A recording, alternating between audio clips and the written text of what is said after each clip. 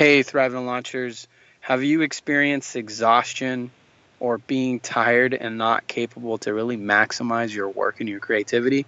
On this episode, we're going to talk about how to avoid burnout and how to really avoid those warning signs that make you not productive at work or as an entrepreneur, creative parent, or whatever you're not experiencing the full potential in.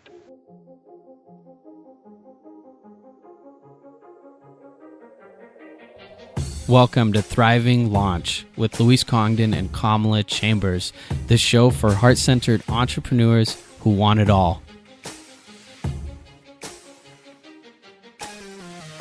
Do you have a product or service that you would like to sell online? Or maybe you've been thinking about it, but you're reserved to do it because you need a website, you need complicated systems, and you need to spend money? Well, I've created a completely free course that teaches you how to use Facebook in a purely organic way. This means no ads and no money are needed. You can use Facebook completely free. So head on over to thrivinglaunch.com, opt into my Profit from Social Media course. I'm going to teach you the free methods to using Facebook to make money today.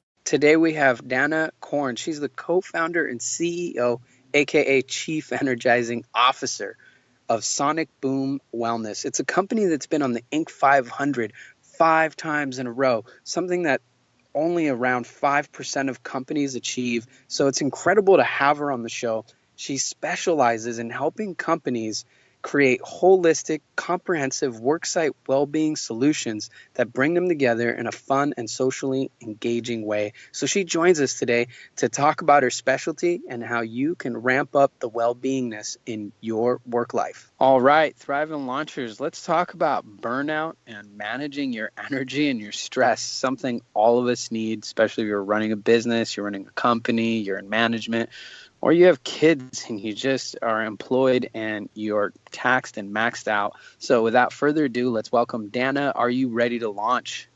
I am ready. Thanks for having me on the show today. Oh, so honored. I love your energy. And it's funny because right before the show, you were kind of laughing a little bit about, hey, I'm going to learn about this subject also. So one of the things that kind of like was, what I loved is that you were already kind of saying, hey, burnout is natural. It's probably going to happen. It's something that happens to me. And as experts, we don't tend to admit that the thing that we teach or help others happens to us. But that's something that you're pretty open about. Yeah, and it took me a while to actually become open about it. It seems like there's a stigma associated with burnout. And even right now, I find myself a little bit wanting to tap dance around the real issue. You worry that your employees, your clients, your friends who hear it are going to think that we're weak or less than capable to run this company. And I think I'm typically perceived as being ever effervescent and highly optimistic, Pollyanna type of a thing. But it's not always that way. Unfortunately, I think we all hit a wall from time to time. Yeah, it's just so true that really happens. I find that I love what I do so much, and sometimes I just push myself to do it until I just hit the wall hard. And what are some things that we can do to avoid that process of just putting everything you have into something until you reach the end and you're maxed out? I think the first thing we have to do is realize where our limits are. And as leaders, we tend to push ourselves so hard. As you just said, Kamala, you push yourself so hard and your bar is so high and your expectations are so high that we think as a leader that we can't possibly suffer from burnout or any other sign of quote unquote weakness. And, when you picture someone on the edge of burnout, you kind of picture them as being visibly frazzled. And yet as a leader, you can't be visibly frazzled. If your employees see you like that, they're going to crumble. So you've got to keep it together all the time. So I think the first thing is identifying where your limits are realistically, not those high bar limits that you were just talking about, but realistically. And we're making unrealistic demands of ourselves every single day. So maybe we just start to say, I'm human and I'm going to put my demands in line with realistic expectations, recognize that we all have individual triggers and individual ways of expressing our stress. And it's okay to hit a wall from time to time. But then once you do, I think you just have to look at a lot of different outlets. So for some people, it might be exercise. For some, leaders tend to be adrenaline junkies. Go out and generate some adrenaline and some endorphins. My husband and I race cars, and there's nothing that is a better cure for burnout than to go out and race cars. Take a vacation if you can. It's easier said than done, at least personally. And leaning on people in and out of the workplace. As leaders, we tend not to want to burden, I guess, our employees or our family or our friends with the things going on. But it gets very lonely. I hate that term lonely at the top because it makes it sound so superior, but really it gets very lonely when you can't share your burdens with others. So go ahead and do it. So one of the things that kind of came to mind as you were talking, and I'm not sure if this will completely make sense, but it somehow does in my head, so I'll just say it as it came, is I remember when I was a marriage education facilitator working with couples, and the classes were all in Spanish, and I was still in the process of learning a lot more Spanish than really. And so my Spanish wasn't always up to par with the classes, and for quite a while I just kind of pretended like I understood people when I didn't. And I remember when this light came on, like, wait, being a professional would actually be better if I just said, excuse me, I'm going to need you to slow down. And I didn't understand that one word, or kind of admitting when I didn't know something. And when I hear you talk, this kind of like tension came up for me as a leader. When you get burnout, how do you kind of bring that sense of honesty to yourself or to your team? Who do you talk to? And I'm sure you weren't saying what I thought, because I just thought like, oh, well, I guess you can't tell anybody or you have to hide it. So what do we do? Yeah, that's the big question right there. And we do tend to hide it. And I think that's the point, is that maybe we should be more honest with ourselves and with our employees and our colleagues. Sometimes I think one of the things that actually causes burnout is that there's not enough transparency. So we have this whisper culture, and we try to hide the difficult and the stressful things from everybody. And the transparency can actually help relieve your own stress, but it can also help relieve the stress of your employees and your colleagues, because they know what's going on. And okay, things aren't always rainbows and roses and golden retriever puppies, but we can deal with it. And that's just real life. So I think that transparency, as hard as it is for those of us who want to always just set this great, cheerful example for everybody, as hard as it is, we've got to be a little bit more transparent. Most people that are listening to this episode right now, they've probably already gotten to the point of burnout. Why else would you come over here? We don't really tend to go for things until we really, really need them. So I would love to speak to that. What do we do when we're burnt out? What is it that you recommend? Well, I think one of the first things when you are burned out is you have to identify that. So what does that feel like? It feels different for everybody. And, for me, it's like hitting a wall. My passion, my energy wane. And that's hard for me to swallow, because that's sort of my identity. So I have to first identify, why am I feeling this way? I don't like feeling this way. And then say, oh my gosh, it may be that I'm burned out. And it's hard to take a break, to stop multitasking, to put the phone down, to put your out of office on your email, and just walk away. But if there's any way to do that, and there is, it's possible, but just to walk away. And that's really the most important thing you can do. That sounds so duh, I get it.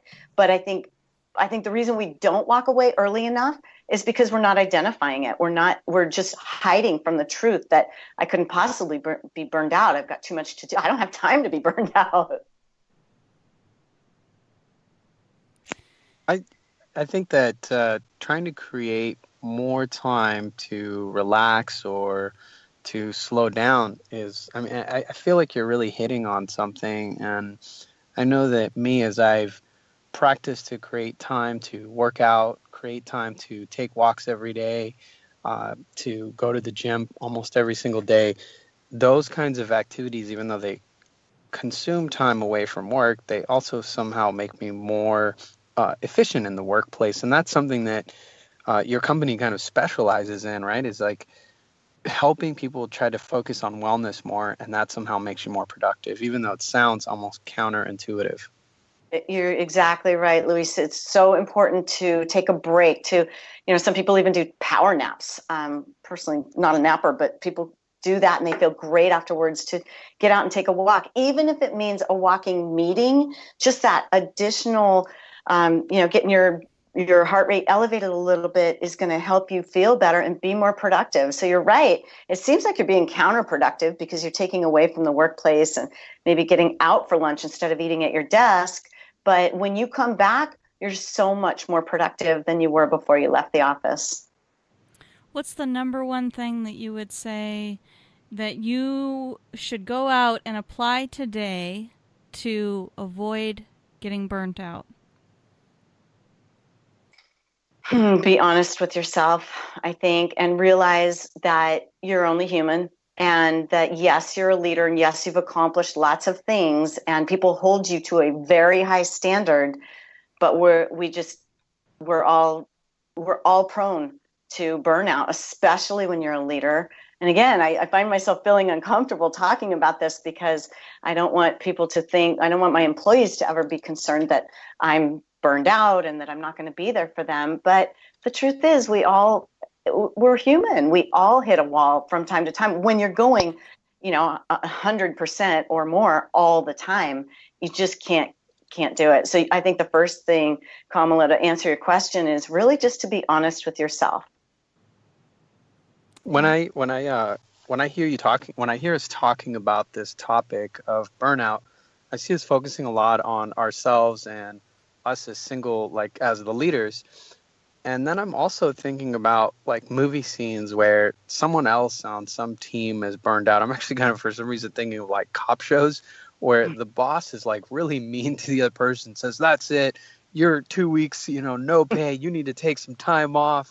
And I'm thinking, what is like the kind of kind way, or how do we as leaders notice in others that maybe they're burned out and we ask them to take some time off or do the things necessary to assure that they're optimal, which can be uncomfortable, especially when we have team players that might take that personally. That's a really good point, Luis, because I think sometimes as leaders, sometimes I think we overcompensate. I know personally I tend to take better care of my employees sometimes than I do myself when it comes to taking time off and work-life balance. I'm much more concerned about them than I am myself, and that's a mistake. But you're right. You get in situations where the boss is actually causing employees to burn out. The leaders in the company are causing this. And then I think it's important to look at why that is. Is it that the person is just unpleasant, or more difficult to diagnose is the person that's actually quite pleasant, but creating a culture of uncertainty? And that will create burnout in employees really quickly. So too much uncertainty, processes and roles aren't well defined. There's too much change going on, and not enough transparency. There's this whisper culture, and people are starting to talk, and rumors are flowing. And then people are starting to ride an emotional roller coaster. So I think you made a really good point that it's not just the leaders that are hitting the walls, but a leader needs to make sure that they are not creating a culture of high burnout through, all of these different things you can do that, all of these different ways you can do that. Danna, thank you. We've been here talking about how to deal with and avoid burnout. And one thing that I'm really left with this conversation is how I push myself to a point of burnout on a daily basis sometimes, and how I can back away before I even get to that point of just complete, utter working myself until I just can't even function anymore. And so I'm finding that this conversation is about bringing more balance. How can we listen to ourselves more every day and every step of the way to give ourselves what we need instead of getting to the point of total exhaustion? Thank you so much, Thriving Launchers, for being here with us. And I encourage you to take what you've learned today and start to nourish yourself. Keep thriving, everyone. You've been listening to the Thriving Launch podcast. For books and resources related to today's episode, make sure to head over to thrivinglaunch.com. We'll see you there.